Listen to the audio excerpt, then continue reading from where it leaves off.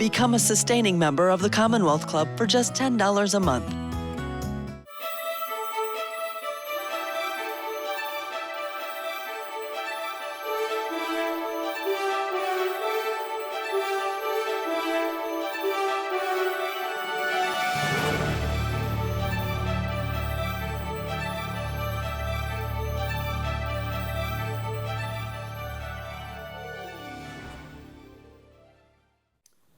Good evening, and welcome to this evening's program of the Commonwealth Club of California. My name is Gerald Harris. I am chair of the club's Technology and Science Member-Led Forum, and I will be your host for this evening's program. The Commonwealth Club is America's longest-standing public forum. We are proud to maintain our focus on informing the public and our members on key local, national, and international developments. This is the place to be in the know. The focus of the Technology and Society Member-Led Forum is to expose members and attendees to current and emerging developments in science and technology, and in the process, generate thinking and ideas about the use and commercialization of technology in creating a better world for all of us. We welcome and encourage your participation in all of our programs, and more information can be found at our website, www.commonwealthclub.org. We welcome all of you who are remotely viewing this program via our online channel or who may be listening through the media. And now to today's wonderful speaker. Dr. Kerry Gates is a senior vice president and principal engineer in the Global Information Security Department at the Bank of America.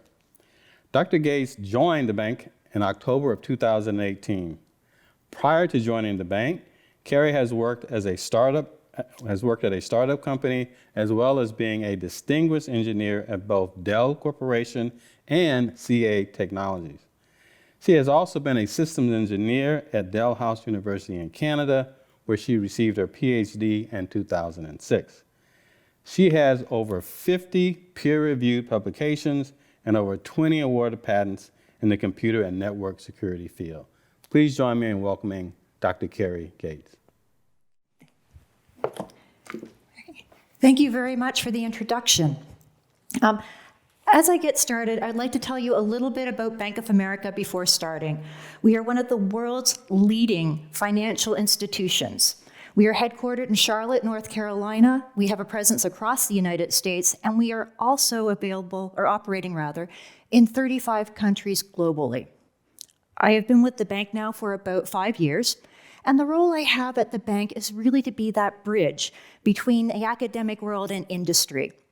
So I work with university partners in order to pursue longer-term, harder problems and try to solve them and bring that information back into the bank. So with that as a basis, what I want to talk to you about today is information security. And so the agenda I have is to talk about what is information security, and then what is it that criminals do. I'll provide a number of statistics in the area of cybercrime and talk about a lot of the scams that will target you as individuals. As I'm talking about those scams, I'll also work through some scenarios with you so you can understand how they will appear to you, and then conclude with talking about here are some tips to be able to protect yourself.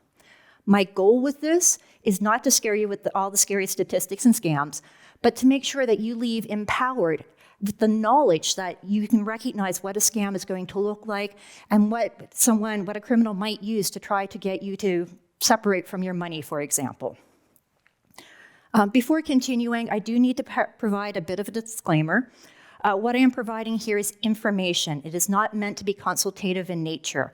I'm hoping that you can take this information and go and learn more about information security and how it is that you can protect yourself.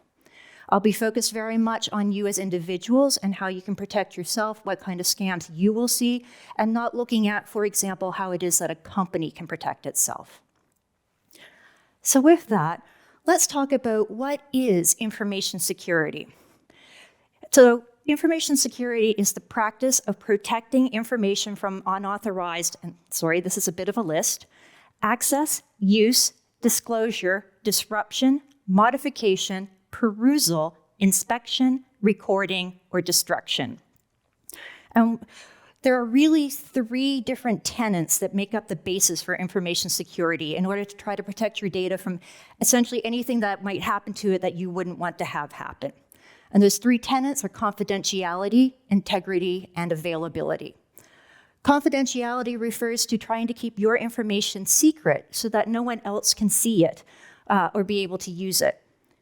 Integrity is talking about keeping your information correct. No one else can make changes to it, they can't delete it. And availability means that your information is always available whenever you need to use it. What does that mean for you as an individual? Let's take the example of a bank account. Confidentiality means that only you or someone you delegate is able to actually see information about your bank account. It could be your bank balance, for example. That is kept secret. Integrity means that only you are able to make any changes to your banking information, such as updating your phone number or your address. And availability means that your bank account is always available to you whenever you need to have that access. So that's talking about the security side. Let's take a second and take a look at what the criminals see and how we think about criminal activity. And I'm really going to focus here on fraud and scams, because that's what you as individuals are most likely to encounter.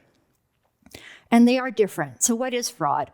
Fraud is when a criminal obtains your personal or financial information and uses it for their own personal gain. So this could be something such as you have shopped someplace, you provided your credit card, it's an online shopping, that site was breached, and so now your credit card is being sold on the dark web. Another criminal has gained access to that credit card and is now using it for fraudulent purchases. That would be an example of fraud. In contrast, a scam is when a criminal convinces you to either send money or provide personal information that they can then use for their own gain, but you think that the transaction you were performing was legitimate in nature. And so they've convinced you were doing something that you should do that is legitimate, but in fact is not. As an example here, say you purchase something online. You provide the money for that purchase, but the item never comes to you. That would be an example of a scam. And there are several different risks that come out to people through these different types of scams.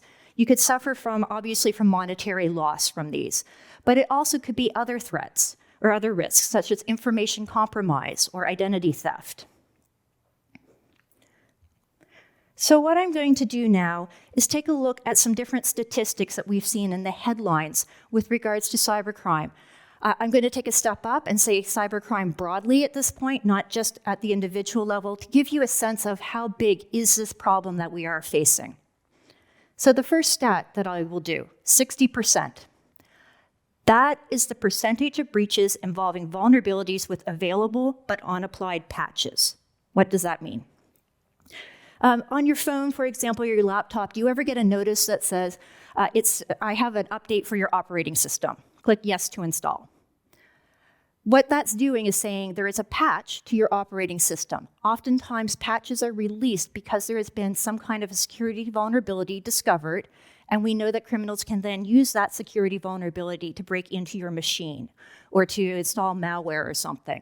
And so you're being asked to install this patch to then fix that security vulnerability, and that will protect you from criminals being able to leverage that. But as we see from the statistic, the majority of time that breaches happen, people have not actually applied the patches that they need. And so it's very important to apply patches, not that it's a perfect protection, but it does make the job harder for criminals. 1 in 36. That is the number of mobile devices with high-risk apps installed. In this case, we define a high-risk app as being one of two things. Either your mobile device is likely to contain malware, or you have rooted or have a jailbroken device, meaning that you've removed the security features on, for example, your phone, in order to install software that otherwise the phone would not have allowed you to do. These are considered high risk, and 1 in 36 mobile devices fall into this category. $40 million. That is the largest ransomware payout in 2021. What is ransomware? Imagine that you receive an email, for example, it asks you to install a file and run it. So you do that. You download the file, you execute the file, and what it does is it encrypts your entire hard drive. What do I mean by encrypts? It turns it into a secret code, so you can't understand what you're seeing. Your data is now in a form that doesn't make any sense to you, and you have no way to access it or get it back to the original. There is actually a secret code that you can use, a secret key, that will provide it back to the original form, but you need that secret key to do it. So remember when you were in school as a kid and you wanted to write a note to a friend of yours, but you didn't want, if the teacher got the note, you didn't want the teacher to know what you were saying. And so you developed a code, and it might be something like, I'm going to take a letter, and in each letter I'm going to offset it by 3. So instead of an A, I'll do D. Instead of a B, I'll do an E. And use that as a code and give that note to your friend. That's the similar idea to encrypting. Your friend gets the note, they know how to go back to the original form because they know that was an offset of 3, and so if they see a D, they know it actually means an A. Now imagine that this was done on your computer, but the code was much more mathematically complex and difficult to reverse back to the original. In that case, you need to have the secret key to get back. So if you've installed this ransomware and it has encrypted your entire hard drive, you will then get a note from the criminal saying, I will give you that secret key if you pay me this much money. And so they're holding your data ransom, essentially. In this case, there was a company that fell victim to ransomware, and they needed to pay $40 million in order to get access to their data again. 600%. That is the increase of cybercrime as a whole since the beginning of the global pandemic. The global pandemic was only 3 years ago, so that is a huge increase in a short amount of time. And it gives you an indication of what cybercriminals are doing to be able to actually leverage changes in the environment and take advantage of them in order to actually make more money. 1 in 4,200. That is the proportion of emails in 2020 that were phishing attempts. What is phishing? Phishing is when you get an email that is trying to get you to do something that you wouldn't otherwise do, like click on a link or download a file, or try to get you to respond with information you normally would not provide. 1 in 4,200 might not sound like a lot, but think about how many emails there must be exchanged in the world on a daily basis. People talking within companies about something, or talking to people in other companies, or talking amongst friends and family. There's a huge amount of email that goes on daily. So 1 in 4,200 from a percentage might not seem great, but actually ends up being a huge number of phishing attempts. 64%. That is the percentage of Americans who have not checked to see if they've been affected by a data breach. And what I would encourage everyone here to do is to go and do a search, an internet search for companies that will tell you if you've been impacted by a data breach, or for websites that will give you that information. This will tell you if, for example, you've worked with a company and that company has been compromised, and it might be that your credit card was compromised and is now publicly available, or available on the dark web to criminals. It could be your username and password combination that's been breached. That one's particularly concerning because a lot of people will actually use the same username and password on multiple sites. And so imagine that you go to a news site online, you have a login, that username and password is breached, and then if you reuse that username and password at, for example, a banking site, a criminal will take that. They won't necessarily know you've reused it at a given banking site, but they'll try all the different sites until something actually works. And so that is one way that you can be compromised. So I encourage everyone, please do go out to see if you have been affected by a data breach. And also as part of that, don't use the same password on many different sites. 5,200. That is the average number of attacks experienced by internet-connected devices per month. That's a huge number. Imagine, again, like take my phone as an example. 5,200 attacks on average per month against just my phone. So imagine what you have for devices and how many attacks that actually means. I'll give you one last stat. $8.8 billion. That is the amount of loss that consumers reported in 2022 due to cybercrime. And to me, that number is staggering. And I really hope that by the end of this presentation, you will be better prepared to protect yourself so that you do not become one of that statistic. So I'm going to take a step back to that 5,200 attacks per month statistic and ask you, on average, how many internet-connected devices do you think that a single household has? Do you think it might be less than 10, more than 10, but less than 25, more than 25? How many? The correct answer here is actually 10. According to a 2020 Statista report, they found that the average number of connected devices per household was 10. They expected that number to increase dramatically by 2025. I'll point out it's now 2023, so I imagine the number is higher than 10. And I started thinking about this, thinking 10 seems like a large number. And then I thought about it for my own household. I have a work laptop, a personal laptop, a phone, and an iPad. So there's 4 devices. My husband essentially has the same setup. Now we're up to 8. I had a new HVAC system installed recently. Now I have a thermostat that's connected to the internet. I have security cameras connected to the internet. I have a smart TV connected to the internet. So I'm already above 10 devices, and I'm only a 2-person household. If I think back to 5,200 attacks per device, and if there's more than 10 devices in a household, that is a huge number of attacks to my household in any given month. So I'm going to move on. I've given you a lot of statistics now about cybercrime in general. I'm going to come back to looking at you as an individual and as a consumer and saying, how is it that a criminal might try to attack you or convince you to be part of a scam or fraud? And one of the techniques they use is something called social engineering. So social engineering is when someone tries to trick you into divulging information or taking some action. And usually they'll use technology in order to do this kind of trick. It is psychological manipulation. They want to create a sense of urgency. You need to respond to something right away.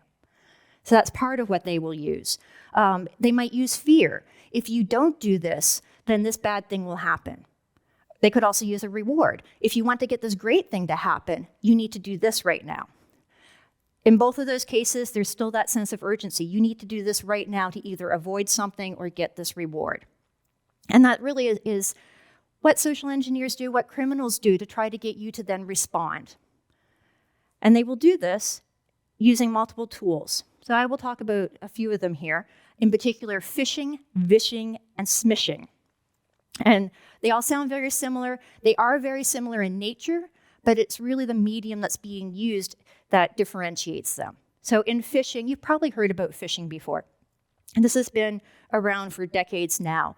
And it's an email that you receive where you're being asked to do something, such as open a file or go to a particular website. And then that actually will trigger something that might be scam-related or fraud-related. Vishing is the same thing, except in that case, someone has called you. So it's using voice, hence the V. And smishing, again, is the same technique. You're getting a communication, and you might be asked to click on a link, but it's coming in through a text or SMS message. Another way that someone might try to approach you in order to get you to be part of a scam or to take advantage of you would be through social media. So if you get a direct message through social media, people will use that as another way to reach out. So you need to be careful of all the different ways that someone can reach out to you and try to trick you into doing something that otherwise you would not want to do. One thing I'll point out here, if something feels off to you, it feels kind of fishy, it probably is. So one thing I would ask you to do is trust your instincts whenever you receive something unsolicited, either through email, voice, text message. Trust your instincts on it. So what are the ways that a criminal might try to trick you? What kind of social engineering techniques might they use? They might call or text or email pretending to be someone you know or trust. And that's not necessarily an individual that they're trying to pretend to be. It could be that they're pretending to be a company that you know or trust, such as a bank or a government agency. And by trying to pretend to be that person that you trust, they get your trust, and you are more likely to then give them information that otherwise you would not have done. You might be asked to make decisions in a hurry, or the person tries to scare you. This relates back very much to the social engineering, that sense of urgency. They don't want you to stop and think. They want you to make a decision right away. And then maybe afterwards you might realize, oh, wait, I shouldn't have done that. But they really want you in the moment to make a decision that benefits them. You might be asked to send money in unusual ways, such as gift cards. No legitimate business or government agency will ever ask you to pay using gift cards. If you are asked to pay using a gift card, that is a big red flag. Be careful. So why is it that criminals like gift cards then? There's really 3 different reasons. First of all, it's quick cash for them, right? They get a gift card, they can use it right away, especially if it's, for example, a Visa card or something. The transaction is largely irreversible. Once you give someone a gift card, it's not easy to then take that back or stop any transaction using it. And the criminal can remain anonymous. You don't have to specify when you give someone a gift card who it is that you're giving it to. And so now the criminal has a sense of anonymity as well. And so you need to be careful about that. Criminals might also email you asking you to click on a link or download a file. Again, we've mentioned this in the context of phishing. It might also be through a text message. Or they could call you or direct message you. If you get something that is unsolicited, that is another key to be careful with what information you're providing, unless you are certain that you know the person that is contacting you and that it is a legitimate contact. So if it's unsolicited, that's something else that should be a warning sign for you. So with that, I'm going to go through a number of different scams that might target you. And again, the purpose here is not to scare you, but to give you a sense of the broad number of techniques that criminals are now using to try to target you. And some of them might actually be surprising. I find some of them quite interesting. And it will give you a sense of the different ways that someone might target you. The first one I'm going to mention are fake rentals. In this case, as an example, you're looking for an apartment, you find the perfect apartment online, and it's within your price range. If it sounds too good to be true, unfortunately, it often is. And so that's one thing to take into consideration. It doesn't mean that the apartment doesn't exist, it means be careful. So you're looking at this wonderful apartment, you want to get it, you reach out to the person who put out the ad listing the apartment, and they say, yes, it's still available. It would be great to rent it out to you. I would love to show it to you. Unfortunately, I'm not able to do so right now. I'm traveling this week. That's also a red flag. If you're not able to see the unit in person, that is a red flag. It might be legitimate. The person is traveling, and they will be happy to show it to you when you get back. But say they go on and do a bit more of a hard sell with it. It is an absolutely wonderful unit. I'm happy to show it to you in a week when I'm back, but honestly, I think it's going to be gone and off the market by then. If you really want it, you should put in an application now. So if you're starting to get that hard sell, again, there's that sense of urgency creeping in. And that fear, you might lose this apartment if you don't do this action, if you don't provide first and last month's rent as a deposit right now. And so be careful about something like this. That could be a sign that this is actually a scam and not a place that actually exists. And it would be horrible to show up thinking you're moving into your ideal dream apartment, and either it doesn't exist or it does exist, but it has not been rented out to you. And it's not just apartments this will happen with. It could be with hotel rooms. It could be with short-term vacation rentals. It could be with flights. It could be with cars. Any kind of rental. Be very careful. Make sure that you are dealing with a reputable company when you are trying to rent something. Another type of scam, employment offers. So how is it that a criminal could use an employment offer to scam someone? Well, imagine they put up a job ad and you respond to it. And they say, oh, you are perfect. We would love to have you go through the employment process and the interviews and everything. We just need a small application fee first. That's something to be cautious of. If someone has a job that they've posted, they're not going to ask you for an application fee. They want you to apply. They want to find the best person. They're not going to put that in as a barrier. So again, someone is asking for your financial information in a very unusual situation. Something else they might do is say, wow, you are absolutely perfect for this job. We really want to hire you. We don't even need to interview you. We'll hire you right now. We'll send you the paperwork you need to fill out to start, and we'll have you start on Monday. If you don't get interviewed, be very, very suspicious as well, because what they're doing here is they'll provide the paperwork that seems normal for applying for a job. And it could be asking for things like your social security number. This would be normal to report to the IRS. It could be asking for bank information so they can do a direct deposit of your paycheck. Now they've gathered this information about you and can use it for their own financial gain. So be careful about employment offers where the process hasn't seemed quite right. You're asked for an application fee or you're given a job opportunity without an interview. What you can do is also go and confirm, is this actually a real job being offered? So go outside of where you're seeing the job to, for example, a website for the company you've applied for. Do they have that job listed there? If you've seen the job ad on a social media site, how recent is that social media site? Is it something new that's been set up recently, or has it been in existence for a long time? And so try to determine how legitimate might something be if you think that this actually might be a legitimate offer. Another type of scam, service outage. In this case, you're being told you might receive an email that your online service is about to be cut off because the information that we have for your credit card on file is no longer valid. Please update your credit card information right away. So again, there's that sense of urgency. You need to update your credit card information right away. That sense of fear. You're going to lose this service if you don't go and do this right away.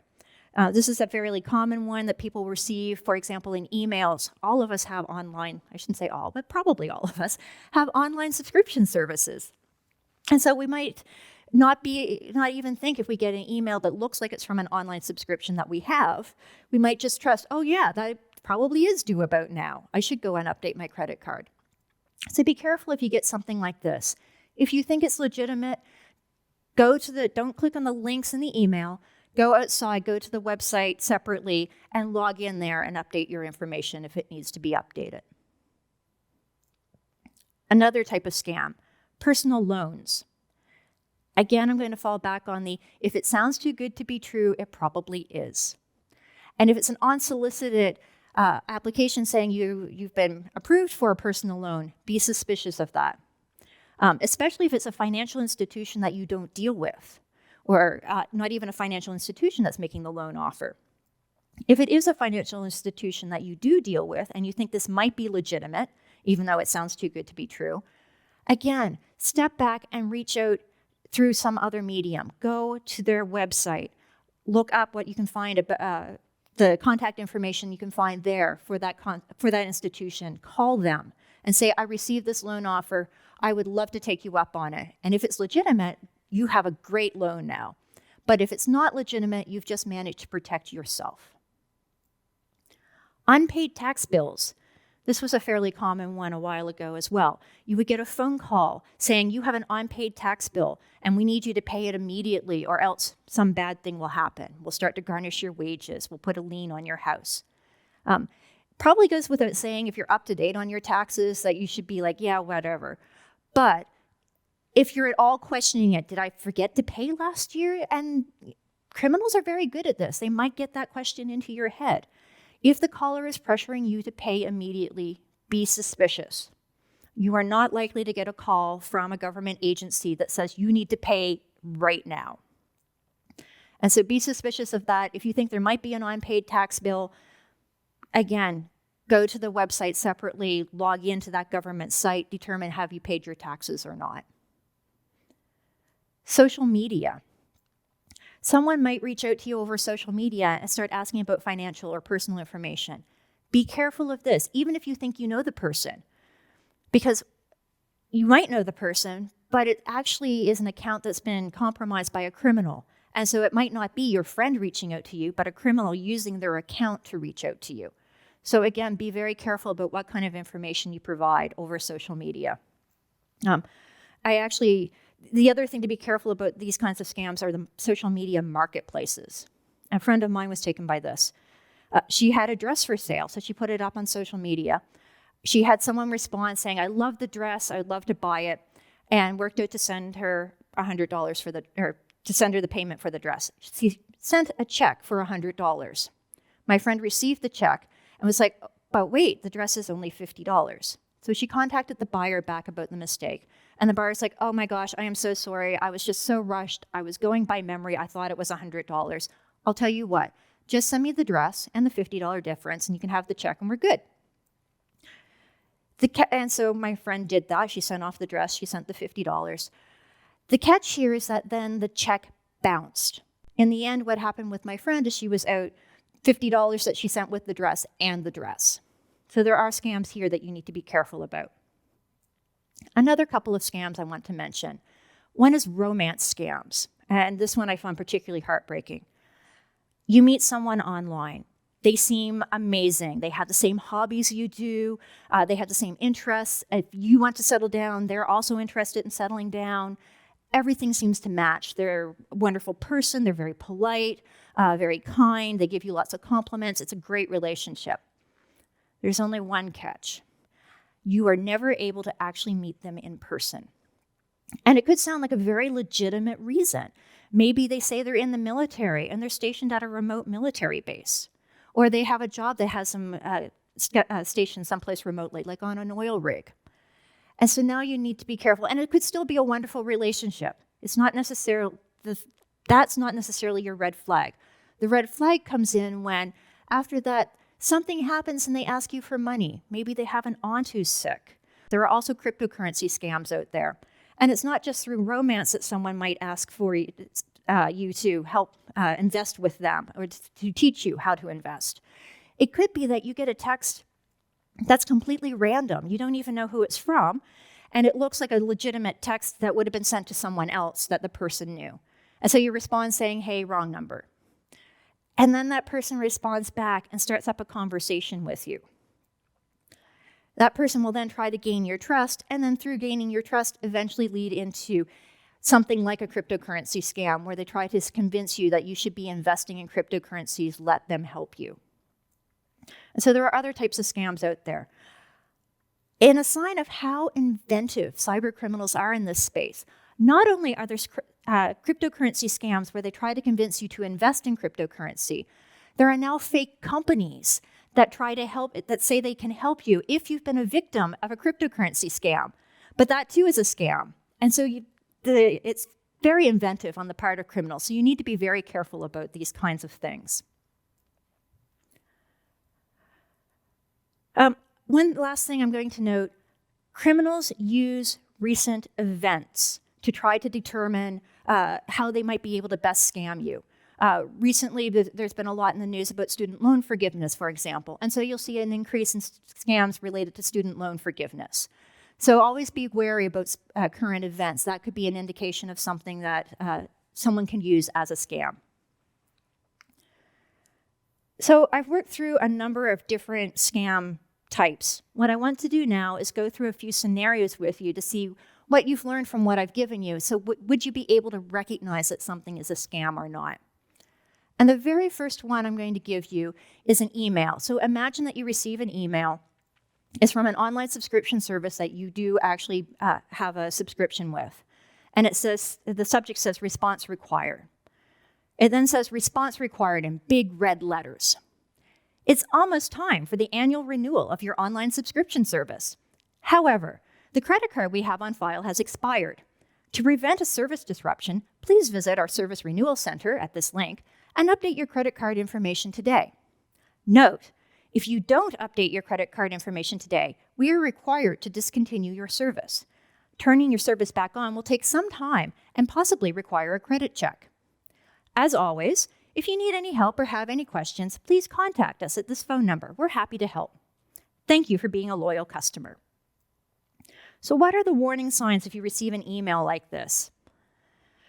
First of all, that sense of urgency. I said big red letters, response required. But not just that. If you don't update your credit card information today, we are required to discontinue your service. So there's that sense of fear. You're going to lose that service if you don't update it today. So the urgency and the fear together. It includes a link for payment. And so don't trust links that are in emails that have been unsolicited. If you think this might be legitimate, go to the website separately and log in. It's asking for financial information, not directly in here, but that's what will happen when you follow the link. And it seems legitimate because it provides a phone number. So what would happen if you called that? Well, in that case, you would get in touch with the criminal who would then ask for that same financial information. And so that's not an indication that something is legitimate. So that's one for phishing.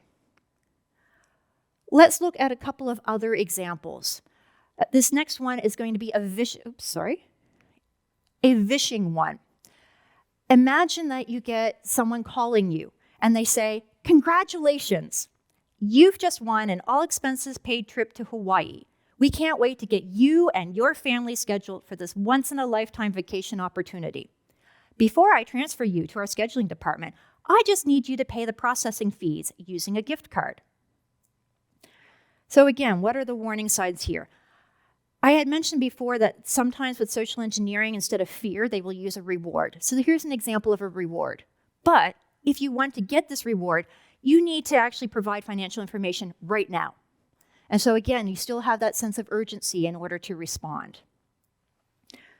The other thing that is a red flag here is they say using a gift card. As I mentioned before, no legitimate business or government agency is going to ask you to pay using gift cards. That is a big red flag. By the way, it's not always that you get asked to pay for something with a gift card. There are other types of gift card scams out there. So I have had friends who have received emails that look like it's from their boss saying, "I've got out-of-town visitors coming in. They're doing something for me. I would like to give them a gift card as a token of appreciation, but I don't have time to go do that. Can you please go out and get some gift cards for me and then send me the information?" It looks like it's coming from your boss, but it isn't actually your boss who's sending that. And so you need to be careful here because then, again, if you go and buy the gift cards thinking you might be reimbursed and then your boss is like, "I never asked for that," and the email you responded to looked like it might have been your boss, but if you look carefully, it was a similar but not the same email. Another example, this one is a text message that you receive, and it says, "Urgent. An attempt was made to deliver a package today, but no one was home. To reschedule delivery and ensure you receive your package, click this link and complete the form." Again, the sense of urgency. It even starts with the word urgent. And so it wants you to respond right away. It wants you to click the link right away and give that information out. So that's one thing to make sure that you're careful about. These types of scams really took off during the pandemic because everyone was online shopping. Everyone was having things delivered. And so it became a very easy and lucrative scam for criminals to use. Be cautious again because there's a link. If you think it might be legitimate, maybe you are expecting a package and it hasn't arrived yet, go to the shipping company, look up go to their website, look up their contact information and call them and say, "I received this text message from you. Please let me update the shipping information." And they will let you know, yes, it was correct and legitimate, or no, it wasn't, and then you saved yourself from being the victim of a scam. So those are some older examples. Let's go to newer examples. Callback scams are something that are on the rise. So imagine you get a text message. It looks like it's from Bank of America. And it says, "Verify $271 purchase at Costco on May 16th, 2023. Yes? Reply Y. No? Call this phone number to request help. Here's your reference number." Or you have a text that just says Bank of and a BA, so it kind of implies Bank of America, even though it's not stating it out front. And then says, "Verify your account. Card restriction. We have placed a restriction on your ATM debit card. Contact us at this phone number to verify. Send stop to unsubscribe." Now, I have to admit that I think that we in the security community did a really good job of teaching people don't click on links in emails. And I'm hoping that that translated over to don't click on links in text messages. But that means that this, because it doesn't have a link, looks more legitimate. Now you're just being asked to call someone back or to reply through text message. How could that be a scam? Well, it could be. First of all, it might say Bank of America at the top. You cannot trust that. Criminals are able to spoof the number that something is coming from and make it look like it's Bank of America, for example, when it is not. If you call that phone number, you're just going to reach the criminal who is going to then get your financial information because you think you're calling the bank. If you don't call, but you send a text message reply, then again, the criminal might not be able to continue with this specific scam, but they know that you are at that phone number, that you're monitoring it. And so they could try to follow up at a later time with some other scam to see if you might be fall victim to that. So these are a couple of different scams that we're seeing that are newer and that people are falling for. There's another type of callback scam, by the way, that's even more pernicious. I'm not sure what the right word is. Imagine that you get a text message like this about verifying a purchase, and it just has you, it doesn't even have you call back. It just says, was this a legitimate purchase, yes or no? And so you say no. Then shortly thereafter, you get a phone call from someone saying, hi, I'm with whatever the financial institution was, and I want to talk to you about the fraud that you've just reported. I saw that you responded that you did not make this purchase, and I would like to make sure that your account is taken care of and that that purchase does not go through. What I need from you first is your username. Please verify who you are. So you provide your username. They do not ask you for your password. Instead, and they might even say, do not give me your password. Remember that you should never give your password to anyone. And so they're trying to get your trust first because there is a text message. They know about that text message, so obviously they're related. They're saying that they're from some organization that you trust and do business with. And now they're even giving you security advice. So they're really trying to get your trust. And what they're going to say is, I need to verify it's you, so I'm going to send you a code. I need you to read the code back to me. And it could be that the code is sent through email, through a text message, through an app. What's actually happening in the background is that the cybercriminal has gone onto your banking site, has entered your username, and clicked on Forgot Password. When you click Forgot Password, what a number of different companies will do is then, through some other medium, try to send you a special code to make sure that they can validate it's you. And so now the criminal is saying, oh, give me that code. They type in the code. Now they have the ability to change your password and get access to your bank account. And from there, they can use something like Zelle, which will automatically send money from your bank account to wherever the criminal wants it sent. And so this is a new type of scam. It's very, in my opinion, very clever, actually. And so you need to be very careful about it. How do you recognize something like that? I mean, imagine all of the things that got them to build up your trust through this, including giving you security advice. And the thing to remember here is this was unsolicited. If you think that you might have been a victim of fraud and someone then calls you, say, 1 second, what I'm going to do is hang up and I'm going to call the fraud number back. And then you can look on the back of your credit or your debit card. It will have a phone number you can call, or you can go to the website for that financial institution. It will have phone numbers you can call. So call and say, I think that this fraud might have happened. And if it has, then you can deal with it then. And if it hasn't, then first of all, you're letting the bank know that there is this type of attack that was tried against you. And also you saved yourself from being that victim.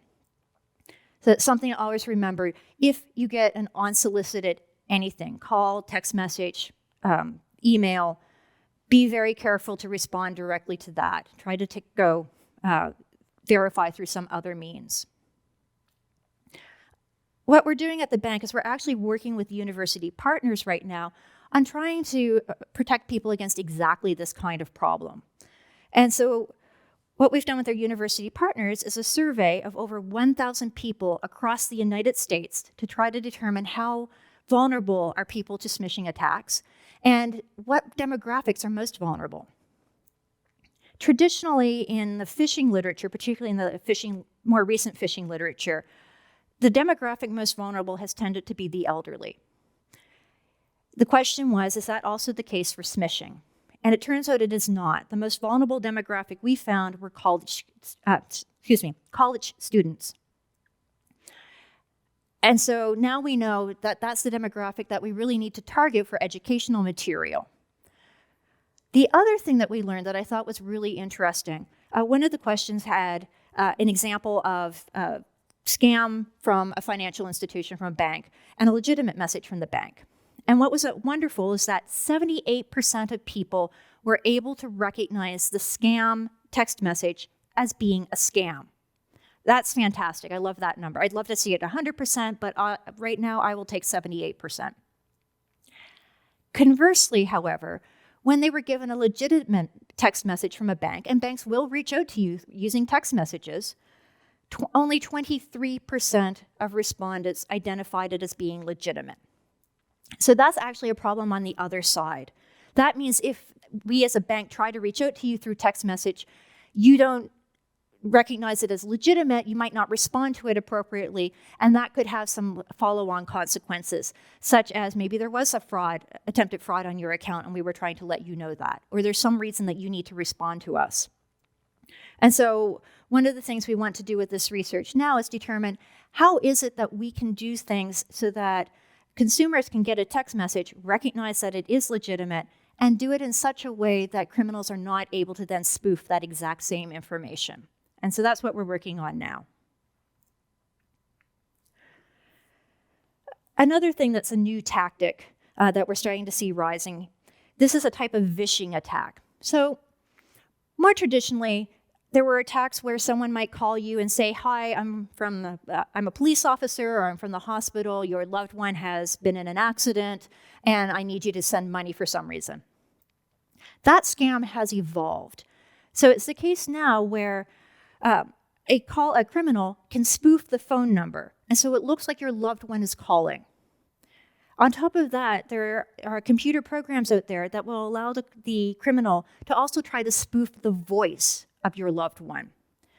And so now imagine that you're a grandparent, you get a call from your grandchild, it's coming from it looks like it's coming from your grandchild, from their phone number, it's their voice, and they're saying, oh my gosh, I've been in a car accident and I'm at the police station now and they've arrested me and I need to provide so much money for bail. Can you please help me? Please don't tell anyone. I am so embarrassed about this. And I actually know sort of a friend of a friend on this one where this has actually happened to them. And they've received that kind of phone call. And they were actually going to provide the money until they did mention it to someone else who convinced them, no, wait, it might be a scam. Note that I used grandparent and grandchild on this particular example. Why did I do that? It turns out that elderly are disproportionately targeted for scams. In particular, in 2022, over $3 billion in losses occurred by people who are age 60 and over. To compare, all of the other ages combined were only a little over $5 billion. That means that people who are age 60 and up bore over 30% of the losses from cybercrime last year. And so they will be targeted by scams like this because they're considered as being good targets.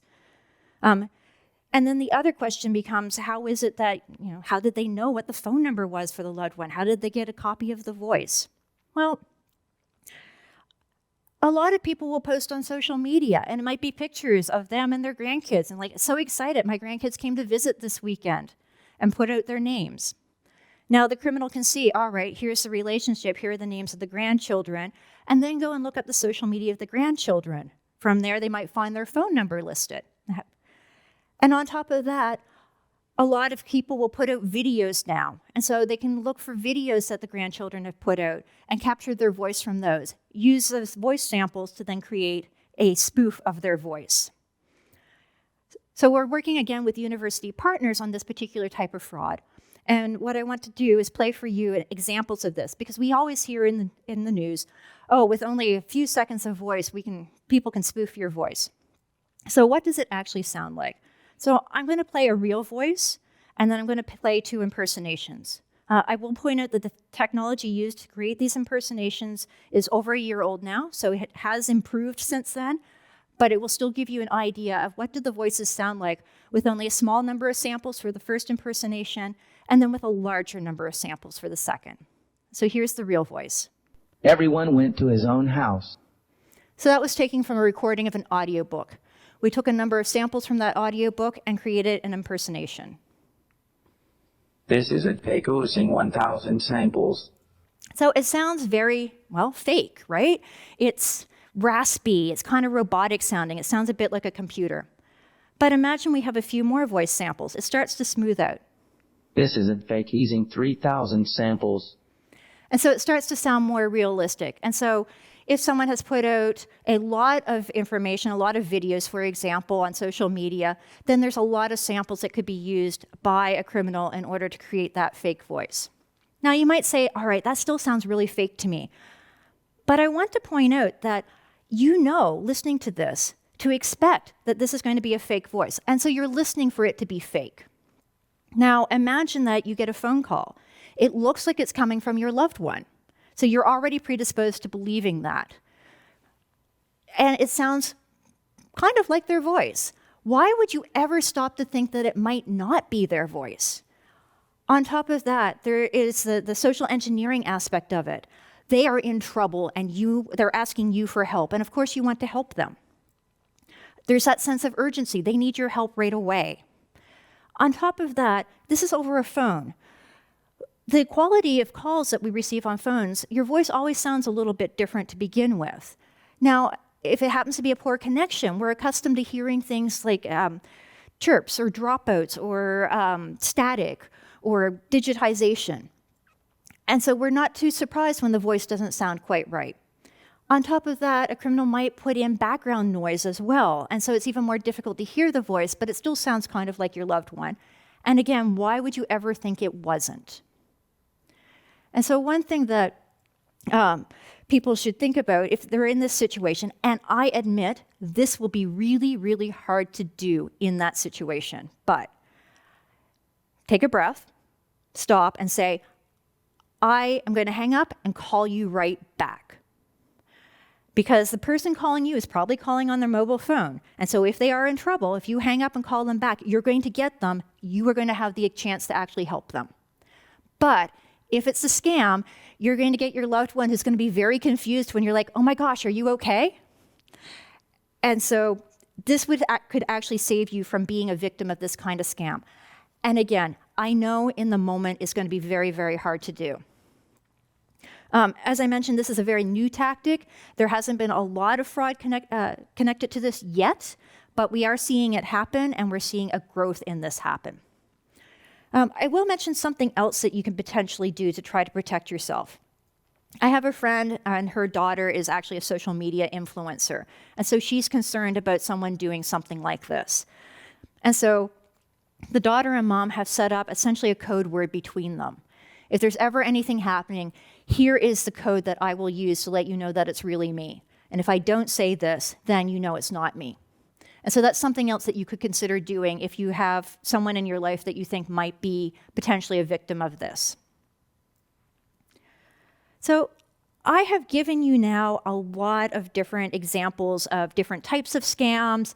We've worked through a number of scenarios, including some newer scams. What I want to do is summarize at this point on how it is that you can protect yourself. And the first thing I'm going to talk about are social media tips. And I didn't talk a lot about this in the presentation, but I did note, for example, in that grandchild scam that we just talked about in vishing, that the information could be gathered through social media. So you should always be careful what it is that you were putting out on social media, because people could access that, criminals can access that. And the more information they can get about you, the more they can target their scam directly at you so that you think it is legitimate. So be very careful about what you are posting. Also limit the contact information you share online. In that case, I had mentioned maybe the grandchild has posted their phone number online. Well, now the criminal has that information. Watch out for fake profiles and don't accept friend requests from people you don't know. So people could create a fake profile. Ever get a friend request from someone and you're looking at it going, I thought I was friends with them already.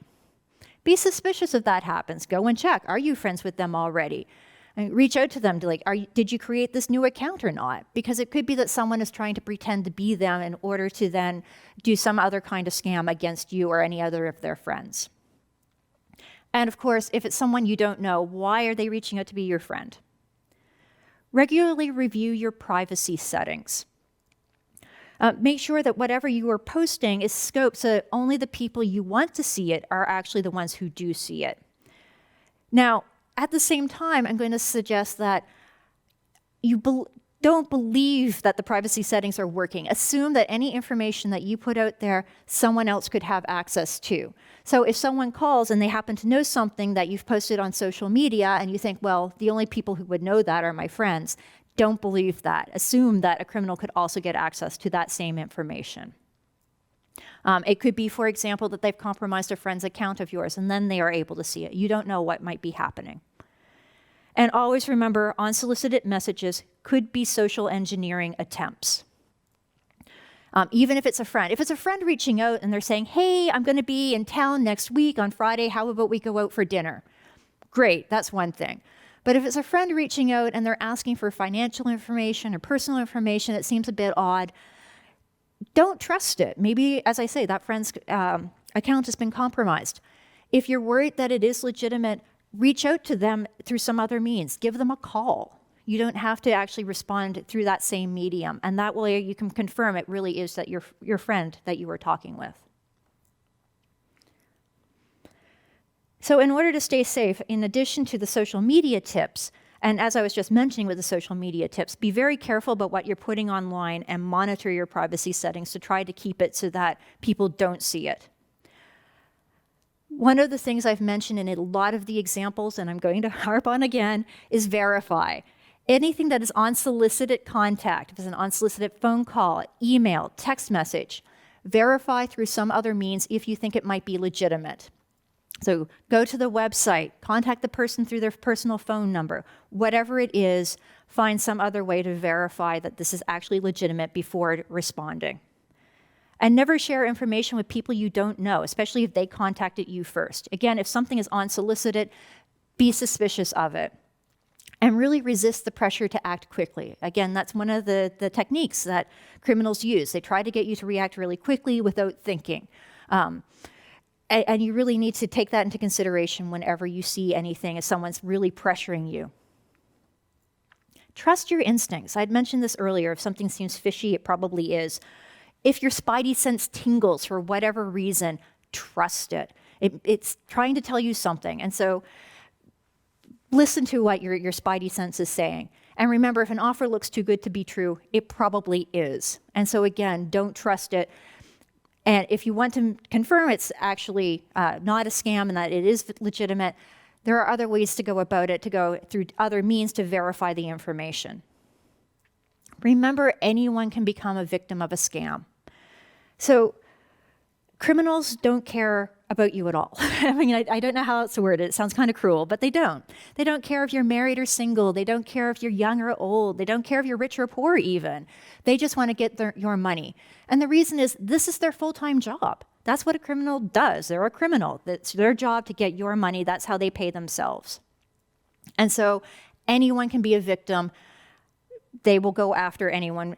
If they think they found a vulnerability, they will use it. Know that criminals can use your personal information to build a fake identity. So it's not just that you need to be careful with, for example, your credit card number. You need to be careful about anything about you that could then be used to create a fake identity. Someone could steal your identity to try to do, one of the more common ones is if someone can get your social security number and information like that. They can put in to get credit cards, run up a debt on the credit cards, never pay them, but then the credit card agencies and the credit agencies think it was actually you. So be careful about what you put out there, even just for personal information. And very importantly, report to local law enforcement and contact your bank if you have been the victim of a scam. Let the bank know, because if you're a victim of a scam, hopefully the bank will be able to help you. But on top of that, make sure law enforcement knows as well. I'm going to give you a couple of different websites you can go to. One is reportfraud.ftc.gov. I'm going to say that again. Reportfraud.ftc.gov is one place you can go to report that you've been the victim of a scam. The other place to go is the FBI. The FBI has set up a special website that specifically deals with internet crime, and that is ic3.gov. Again, ic3.gov. Please report to law enforcement if you have been a victim. So I have covered a lot of information in this presentation. I've given you a lot of different statistics. I have given you a lot of examples of different scams.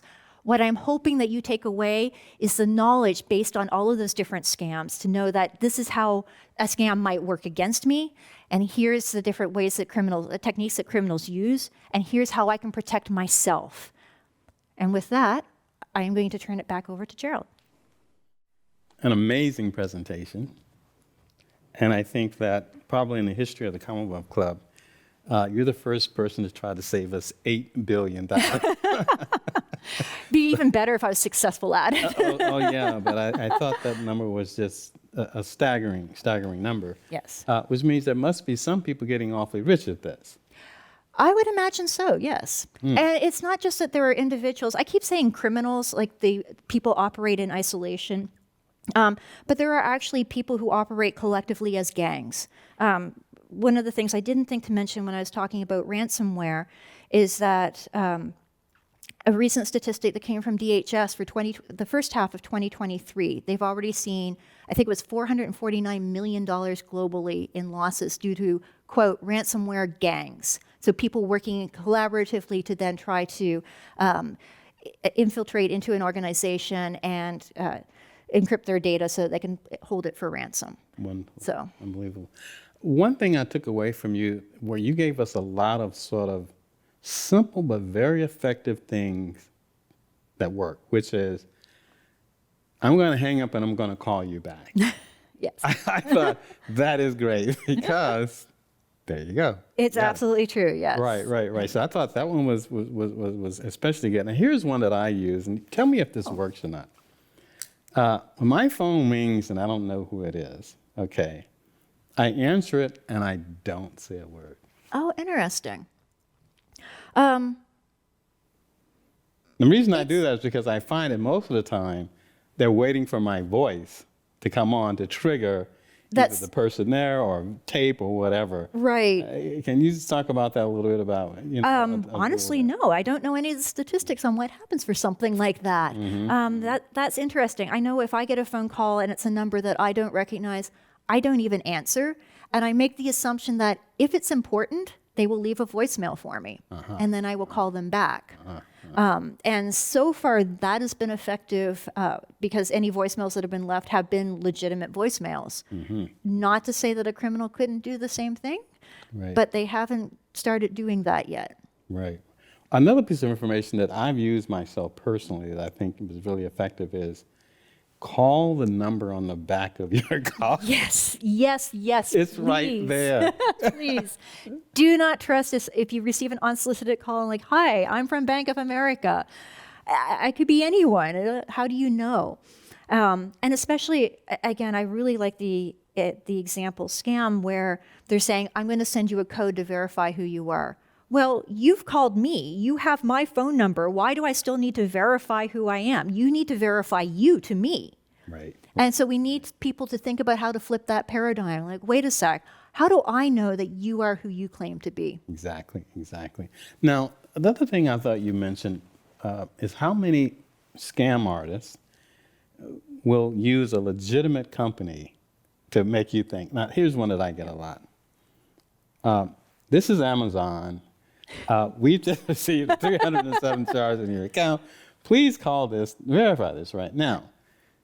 I am one of the few people that does not have an Amazon account. Oh, wow. I didn't think people like you existed. I know. And it shocks the people to death when I go to like Whole Foods and they say, well, you're not getting a discount because you're not a member of whatever this thing is. Right. I don't even know what the name of it is. The service at Amazon. Amazon Prime, yeah. Yeah, Amazon Prime, right. I don't do that, right? Wow. But it's amazing to me how many of these scams will use a legitimate company like Amazon or Bank of America or Wells Fargo or whatever. Yeah. What's going on with that? Is that just because they know you're going to trust it or what? I mean, they have Right, your logo, everything on the thing there. Right. Well, if we continue with your Amazon example, how many people do not have an Amazon account? And so if you see something from Amazon, you already think, well, I do business with Amazon. And so right away, there's a level of trust that you're putting into the communication. I do business with Amazon. Oh no, what are they saying? And so, and criminals will use that. And they don't have to, it doesn't have to work for everyone. So, not everyone banks with Bank of America, for example. So if I blast out 50 people and only 20 of them actually bank with Bank of America, well, I still have 20 people that I can potentially scam. Right, right. And so it makes sense to then use a legitimate company that you have. And again, it's just to build up that trust. It's something called an imposter scam. And I wish I could remember the number. I want to say it was over $3 billion in losses to that kind of scam last year. Wow, wow. Yeah. Well, one big thing I took away from your presentation, though, is that this is really a lot of psychology being implemented through these tools, Yes. right? Yep. There always have been scam artists of various type. I mean, when Yep. I was I hate to tell you this, when I was a kid growing up, and I was so heartbroken when this happened to me. So I go into the store and I buy some really nice shirts and pants, right? And I walk out the store and a guy says to me, hey, let me hold your bag because a friend of mine, just asked me to do him a favor, right? And then can you go back in the store and my friend's in there, right? Right. I thought, wow, I mean, how dumb could I be, right?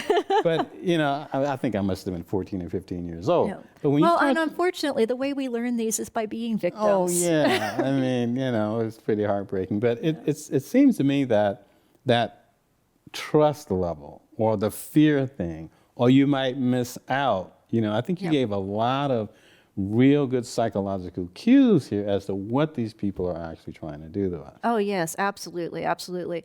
And your example from when you were a child, take that and amplify it now, because there the person had to be there physically, Yeah. right? So they can't use that scam a lot.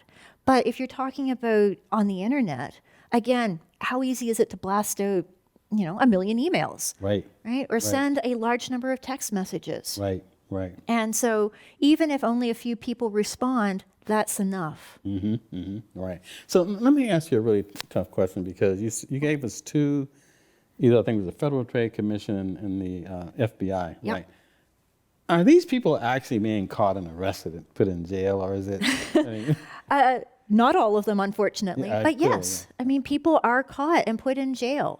And so I can't give you any examples like, oh, this Right. gang was caught recently. Yeah. But if you go and do a web search, you can find that there were, it tends to be larger criminal gangs that get caught because I was about to say really the FBI or who's ever doing this kind of investigation, they will start to see the patterns from what people are submitting and be able to start tracking back, and they will work with banks and other financial institutions to try to determine, here we're seeing this kind of scam.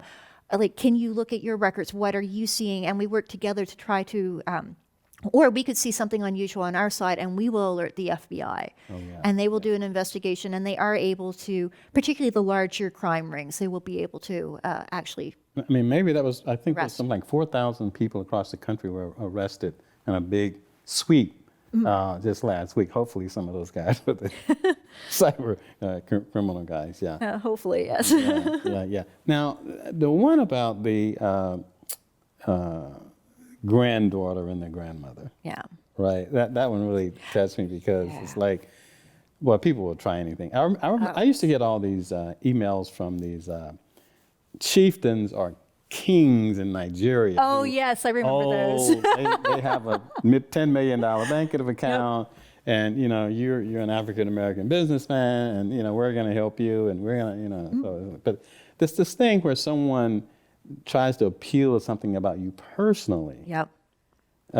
Again, it comes back to yeah. the psychology of everything as well. Try to establish trust. If I know something about you and I can use that to help develop that trust. I saw that you posted that you love orchids. I love orchids too. It could be as simple as that. But you try to get that personal connection, because once you have that personal connection, you really start to trust the person that you're dealing with. And the more you trust them, the easier it becomes for them to then scam you. Yeah, and the romance scam. Oh, I hate those. Oh my Lord, I really, really hate those. that was really. Yeah. I mean, I think there was one in the paper a few weeks ago where a woman in Israel, I think, was taken for like $3 or $4 million, and she thought this person was really in love with her, and, Yeah. and, I've heard stories of unfortunately, it always seems to be women. But I've heard stories of women being visited by the FBI saying, you are being used as a money mule by this love interest, someone you think is a love interest. And oh, no, that's not true. Would not believe it, even with the FBI visiting. And I'm like, how heartbreaking is that? I've gone through bad breakups, right? I already know how heartbreaking that is. To imagine on top of that they never even cared, that was all a scam, I can't begin to imagine. Right. Now, you did touch on cybersecurity, and since we're in the Bay Area, a lot of these scams, including Sam Bankman-Fried. Can you say a little bit more about that? Because it seems like, at least from my standpoint, when this first thing came out, I said, look, this can't be money, because money has to be backed up by an army. And someone says, what do you mean by that? I said, let me give you an example. If I'm in Britain and I'm trying to pay with a pound and someone doesn't take it, what's going to happen? They're going to call the police. Right? Yeah. But if I'm somewhere and someone doesn't take my whatever Bitcoin thing is, nobody does anything. Yes, it's interesting because it's not real money. Money is backed by a bank and a government. My point. Yep. And the government has a army. Yes, it's who backed will by shoot guns. you if you don't obey the law, right? Yep. It's amazing how I tell my friends things that I don't pay attention to doesn't mean they're not important. No, Right. I I don't absolutely play agree. video- I don't it's play video amazing games. how everything interrelates. So all the different types of technology interrelate, and technology interacts with the economy, and Right. it really is interesting. I think that one of the most powerful things you gave in this presentation was how many different vehicles can be used to scam you. Yep. I mean, I And- just thought it was amazing. Yeah, and I'm it's going to continue. There will be more, and I will sit back and go, wow, that's a really interesting one. I would never have thought of that. Yeah. So, and that's unfortunate because it means lots of people will never have thought of it, and the way we'll know about it is that people do fall victim. And so, again, the only advice I can really give is if it's unsolicited, verify. Great. Dr. Gates, thank you so much. We appreciate you sharing Thank you. all your I've enjoyed wisdom with this. us, the Commonwealth Club. Thank you so much. Thank you.